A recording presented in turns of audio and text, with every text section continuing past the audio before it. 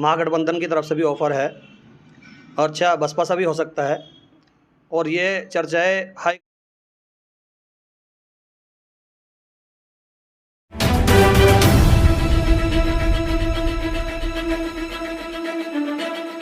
दोस्तों, मैं शहजाद सिद्दीकी, आप देख रहे हैं जनता की आवाज़ शहजाद सिद्दीकी के साथ।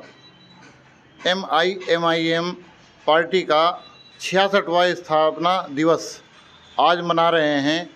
तो आइए ज़िला मुजफ्फरनगर में यहाँ मीनाक्षी चौक पर हम हैं। क्या आज कितने लोग यहाँ शामिल हुए और पार्टी का क्या विचारधारा है, आगे क्या चुनाव का माहौल है, आइए जानते हैं।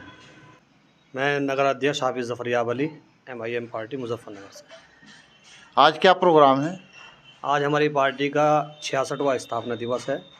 वो पूरी ज़ोरों शोरों से मनाया गया। 10:30 बजे सभी कार्यकर्ता पदाधिकारी यहाँ पर मौजूद थे। MIM पार्टी चुनाव लड़ेगी या नहीं लड़ेगी? देखो, चुनाव लड़ना ना लड़ना ये हाई कमान के हाथ में होता है। हमने अपनी पूरी रिपोर्ट भेज दी है। हमारे पश्चिम महासचिव भाई अखलाक अहमद कुकन साहब वो बाकायदा पूरी रिपोर्टें पहुंचा रहे हैं, क्योंकि ज़िला सदर हमारे उम्रे पर हैं, उन्हीं के माध्यम से पूरी रिपोर्ट जा रही है। तो जो निर्णय पार्टी का होगा उसी के लिए हम तैयार हैं। आपको नहीं लगता चुनाव लड़ने से, MIM के चुनाव लड़ने से और जो सेकुलर पार्टी हैं जैसे समाजवादी पार्टी है या कांग्रेस पार्टी है, असर नहीं पड़ेगा? देखो, सेकुलर पार्टियां जो अपने आप को सेकुलर कहती हैं, लेकिन वो सेकुलर है नहीं, सिर्फ दिखावा करती हैं। क्योंकि जो पार्टियां अल्पसंख्यक या मुस्लिम समाज का नाम लेने से भी कतराती हैं, तो वो कहाँ की हो गई सेकुलर पार्टी, मुझे बताइए।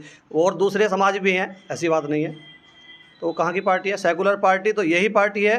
MIM पार्टी 66 साल से पार्टी काम कर रही है और आपने देखा होगा हर समाज के प्रत्याशी लाना इस पार्टी का कार्य है। जैसे भी आपने कहा है कि हर समाज का, यहाँ किस समाज के जो है यहाँ लोग प्रत्याशी के रूप में आ रहे हैं? देखिए, मैं आपको बता दूं, 2015 में सबसे पहले जिला पंचायत प्रत्याशी हमने उतारा नेत्रपाल बौद्ध को। वो दलित समाज से थे। जब सबसे पहला ही प्रत्याशी हम दलित समाज से ला रहे हैं, तो आप समझिए कि अब क्या करेंगे हम।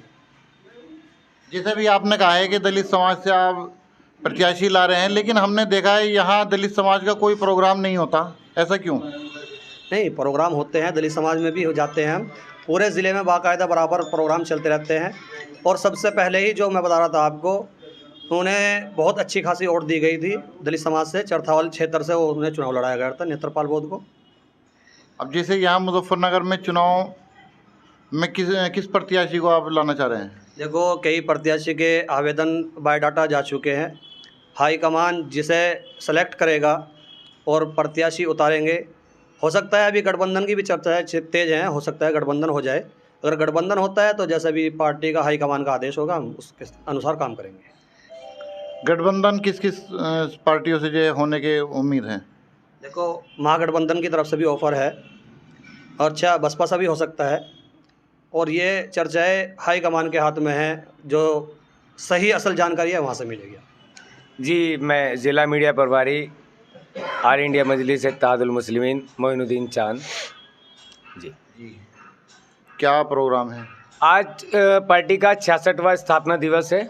65 सालों से पार्टी बराबर सेकुलरिज्म के परचम को लहरा रही है अल्हम्दुलिल्लाह। और सेकुलरिज्म का जो सही मतलब है वो हमारी पार्टी से है। आप समझ सकते हैं, आप पार्टी के अंदर रह के देखिए, आपको पता चल जाएगा कि सेकुलरिज्म किसको कहते हैं। हमारे साथ सभी समाज हैं, दलित समाज, मुस्लिम समाज, अल्पसंख्यक समाज, आदिवासी समाज, अति पिछड़ा समाज, सभी समाज जुड़कर आज 66वां स्थापना दिवस मना रहे हैं पार्टी का। और बैरिस्टर असदुद्दीन ओवैसी साहब, आप बहुत अच्छे से जानते हैं उनको। देश के अंदर दो ही ऐसी शख्सियत हैं जिनको नाम से जाना जाता है। पहले प्रधानमंत्री जी हैं नरेंद्र मोदी जी, और दूसरे बैरिस्टर असदुद्दीन ओवैसी साहब हैं, जो सेकुलरिज्म की लड़ाई लड़ रहे हैं। सेकुलरिज्म का असली मकसद जो होता है वो इंसानियत को बचाना होता है, और बैरिस्टर असदुद्दीन ओवैसी हमेशा से यही लड़ाई लड़ रहे हैं और हम उनकी इस लड़ाई में साथ हैं इंशाल्लाह। ऐसा नहीं है। मजलिस इत्तेहादुल मुस्लिमीन सभी समाज को लेकर काम करती है और सभी समाज को साथ लेकर चलती है। इसीलिए मजलिस इत्तेहादुल मुस्लिमीन मुजफ्फरनगर के अंदर से पूरे मजबूती के साथ 2024 का चुनाव लड़ेगी।